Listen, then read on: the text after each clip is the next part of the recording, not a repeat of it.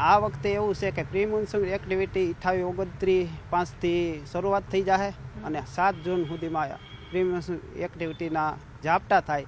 અમુક ઠેકાણે વાવણી હોત થઈ જાય, કારણ કે રોહિણી નક્ષત્રને વાવણી થાય, બરાબર. પછી 8 જૂને બેસે છે એ મૃગશા નક્ષત્ર. તો 8, 9, 10 ને 11 એમાં વાવાઝોડું બને અરબ સાગરમાં, એવું મારું અનુમાન છે. 8 થી 11 જૂન. તો અરબી સમુદ્રમાં વાવાઝોડું હોય તો સૌરાષ્ટ્રને અસર થાય? સૌરાષ્ટ્રને દરિયાપટ્ટીને વધારે અસર થાય. વેરાવળ બંદર છે, આપણે પોરબંદર છે, આપણે જે દરિયાકાંઠે છે ને જૂનાગઢ સુધીમાં બહુ અસર થાય. બહુ ભયંકર બને તો આગળ બને એવું લાગે. કદાચ ન બને તો સિસ્ટમ તો બનશે. અને 8 જૂનથી 11 જૂનમાં પહેલી વાવણી થાય, 16 જૂનથી 19 જૂનમાં બીજી વાવણી થાય અને ત્રીજી વાવણી સર્વત્ર આખા ગુજરાતમાં 25 જૂનથી 30 જૂન સુધીમાં વાવણી લાયક સારો વરસાદ થઈ જશે. અને 1 જુલાઈથી 4 જુલાઈમાં વરસાદ પણ એમાંય થાય. પછી એક ગેપ આવશે. પછી ગેપ આવશે, જાજો નહીં આવે, માંડીને પાણી નહીં પાવું પડે, ખેડૂત હેરાન નહીં થાય. 17 જુલાઈથી માંડી અને 20 જૂનમાં મંડાણી વરસાદ થાય. એ મંડાણી અહીંયા હોય કે એમાં ન હોય, બરાબર, એક ઠેકડે વરસાદ થાય. પછી 23/7થી માંડી અને 30/7 સુધીમાં અતિવૃષ્ટિ થાય. જુલાઈ માસમાં 23/7થી માંડી અને 29-30 જુલાઈ સુધીમાં અતિવૃષ્ટિ થાય. તો આમાં નદી નાળા છલકાશે અને ઢોર ઢાકરનું બધું ધ્યાન રાખવું.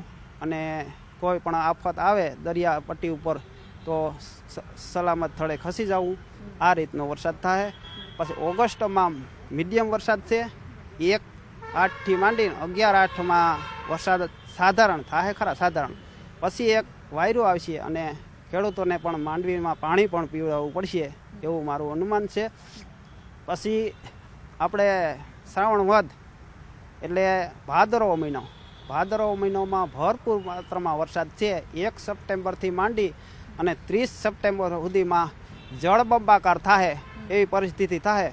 અને ભારેથી અતિ ભારે વરસાદ થાય અને અતિવૃષ્ટિ હોત થાય, એમાં મારું પૂર્વ અનુમાન છે. અને ભાદરવામાં ભરપૂર વરસાદ છે અને છેલ્લા સુધી વરસાદ ભાદરવામાં રહે. અને આપણે પૂર્વા નક્ષત્ર અને ઓતરા નક્ષત્ર અને હાથિયા નક્ષત્રમાં આ ત્રણેય નક્ષત્રો બહુ ભારે છે. અને આમાં પણ બહુ હાસવજો.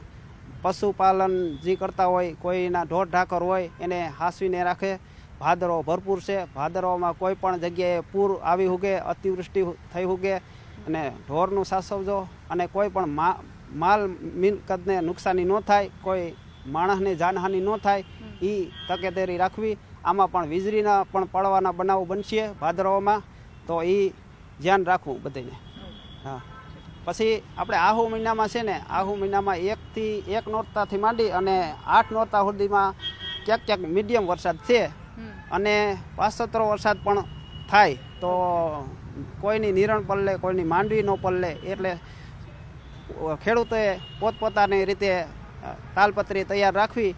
પછી 25 ઓક્ટોબરથી માંડી અને 4 નવેમ્બર સુધીમાં માવઠાની શક્યતા છે. અને દિવાળી ઉપર પણ માવઠું થાય જોરદાર. અને દિવાળી ઉપર પણ કદાચ માવઠું થાય, પણ જોરદાર માવઠુંથી માંડી અને જોરદાર વાવાઝોડું આવી ઉગે. દિવાળીમાંથી વાવાઝોડું આવી ઉગે, એવું મારું અનુમાન છે. આ વખતે નવરાત્રિમાં વરસાદ છે અને દિવાળીમાં પણ વરસાદ છે, તો કઈ રીતે આ શક્યતાઓ છે ને થોડું સારી રીતે સમજાવજો. કસ અને આપણે કાતરાના જઈને હિસાબે અમે ગણતરી કરીએ ને, તો 25 દિવસે કસ પાકતા હોય. તો 1 નોરતાથી 8 નોરતા સુધીમાં વરસાદ છે. પણ એ જ્યાં પડે ત્યાં, પણ બધાય ન હોય, એક ઠેકાણા હોય ને 2 ઠેકાણે ન હોય. એ રીતે નવરાત્રિ બગાડે, એ રીતનું મારું અનુમાન છે. અને દિવાળી ઉપર વાવાઝોડાની આગાહી એવી છે કે 2 કસ ભેગા થતા હોય ને, આમ ઉત્તરથી દક્ષિણ 2 ભેગા થાય ને, તો એ વાવાઝોડું બની ઉગે. એટલે દિવાળી માથે માવઠું થાય ને, પણ એ વાવાઝોડાના રૂપમાં લે.